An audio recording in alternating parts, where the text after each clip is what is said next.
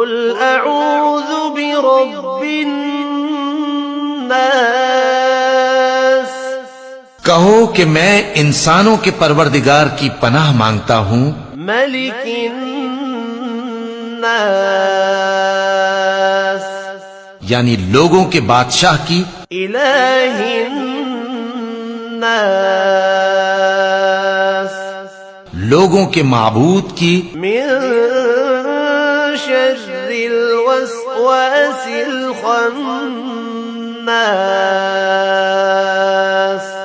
اس بڑے وسوسہ ڈالنے والے کی برائی سے جو اللہ کا نام سن کر پیچھے ہٹ جاتا ہے، الذي يوسوس في صدور الناس، جو لوگوں کے دلوں میں وسوسے ڈالتا ہے، من الجنة والناس، خواہ وہ جنات میں سے ہو یا انسانوں میں سے۔